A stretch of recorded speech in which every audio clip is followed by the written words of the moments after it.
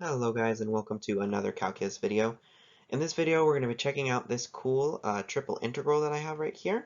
This is an integral that came up when I was trying to solve the problem the sum from n equals 1 to infinity of sine to the fifth of n over n to the fifth. I won't be solving that problem on this channel just because it's pretty similar to a lot of other videos I've done, and it's just a lot of grunt work and not very many new interesting tricks. But this integral that shows up within that problem is actually quite a nice integral, and it's going to bring us across some very interesting topics, and I think it'll be a lot of fun to evaluate. So we're going to go ahead and figure out how we can split this integral up into a very easy to manipulate manner. So we have the integral from 0 to 2 of the integral from 1 to 3 of the integral from 0 to 1 of u times the absolute value of ut minus theta du dt d theta.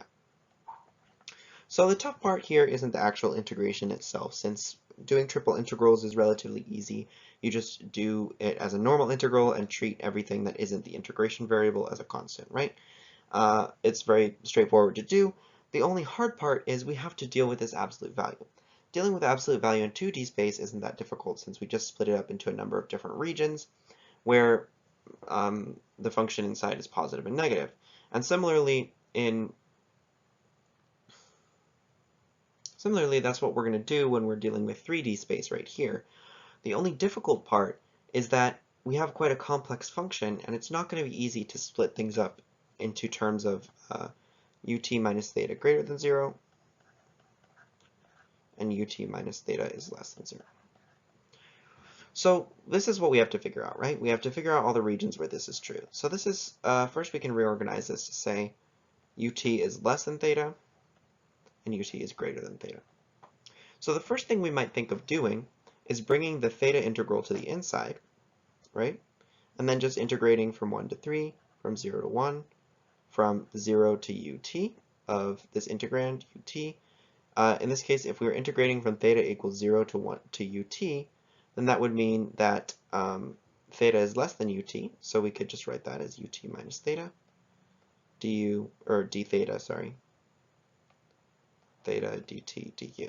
So all I did here was interchange these and then change this to this, and then we could add the integral from 1 to 3, 0 to 1, from ut to 2 of u times, in this case, since now theta is greater than ut, we'd be looking at theta minus ut.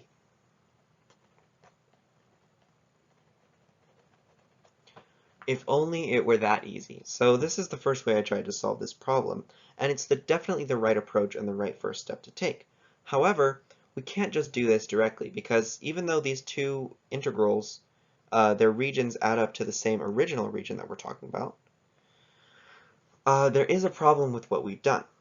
You'll notice that when t is large, for example, when t is equal to 2.5 or something, and u is also relatively large, so u equals 1. We're talking about the higher parts of that region on ut. Ut is actually greater than 2. And the problem with that is we actually, in this first integral, we integrate too far. We integrate all the way up to 2.5, when really we know theta is only supposed to go up to 2. And then we integrate back, which usually would work out, but since we have this absolute value and these opposite signs, when we integrate up and we integrate back, we end up actually adding a little bit of extra value to our integral. And so we actually have to deal with this in another way. So we know we want to split the integral into regions where theta is less than ut and where theta is greater than ut. But we can't do this when ut is greater than 2. So now we're going to do a different kind of partition here. We're going to think of regions where ut is greater than 2 and ut is less than 2. So we're going to try and split this up and cover the entire area this way. Now first off, u is between 0 and 1, right? So for ut to be less than 2, if t is between 1 and 2, then ut can't be greater than 2, right? It has to be less than 2. So any region where t is between 1 and 2 is going to work out for this ut is less than 2 situation, right? However, when t is between 2 and 3, we're saying we want u to be less than 2, right? If u is some high number, like it's close to 1, and t is between 2 and 3, then ut will be greater than 2. So we need to figure out what value of u we want such that ut is less than 2. So to do that, we just solve for u in this inequality right here. So u is less than 2 over t. So this is another region in which we're going to have ut is less than 2. Of course, since u is less than 2 over t, we also have to define the lower bound, which is 0. So we can just write this in the same notation we've been using. All right, so that's another region we have to deal with. And the complement of this region will be the region when u is between 2 over t and 1, and that's going to be over here, because if u is between 2 over t and 1, then ut is going to be greater than 2. So that's 3 regions we have to deal with. And again, we're trying to figure out sections where ut is less than theta or when ut is greater than theta. The great part about this region right here is that since ut is greater than 2, we can just say that theta is going to go between 0 and 2, and theta is always going to be less than ut, right? We don't have to restrict or split up theta into multiple different regions. However, for these ones, ut is less than 2, so we're going to have to split it up into 2 different regions. One region is going to be where theta is between 0 and ut, and one region is going to be where theta is between ut and 2. And so for this region, theta is less than ut, and for this region, theta is greater than ut. And we're going to do the same exact thing on this one, since again we have ut is less than 2. So now let's go ahead and write out all the different integrals that we have to solve here. So this is sort of a quick description of all the different regions that we have to talk about. So we have 1 region, 2 regions, 3 regions, 4 regions, and 5 regions. And so we've essentially splintered up our original region into 5 different integrals that we're going to have to solve here. So I'm just going to go ahead and write out all these integrals. So this first one where ut is greater than 2, it's going to be pretty simple since we just have t is between 2 and 3, u is between 2 over t and 1, and theta is between 0 and 2. And then we're going to have, of course, u. And in this case, ut is greater than 2 and theta is between 0 and 2. That means ut is greater than theta. So we're going to have ut minus theta, d theta, du, dt. And then for this one right here, we're going to have t between 1 and 2, u between 0 and 1, and theta between 0 and ut. And since theta is between 0 and ut, that means theta is less than ut.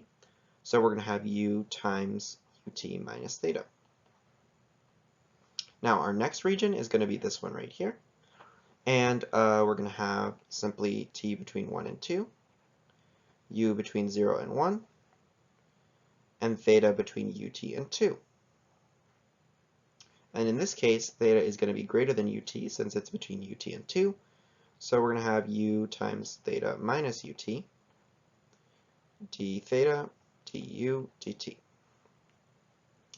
And then these 2 regions are the same thing we've been doing so far, so I'm not going to go over it too much, and I'll just write them out. So now we have a bunch of these nasty triple integrals that we have to solve. I won't bore you guys with all the monotonous integration here. You guys know how to do integrals, I'm sure. And triple integrals are really no different than normal integrals. You just treat them as normal integrals and just pay attention to which variable is your variable of integration at all times. And I'm just going to go ahead and give you the values of all these integrals and then show you the answer. So this first integral right here is going to be equal to 4 over 9.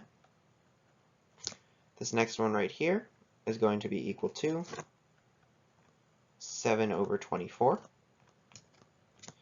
This next one right here is going to be equal to also 7 over 24.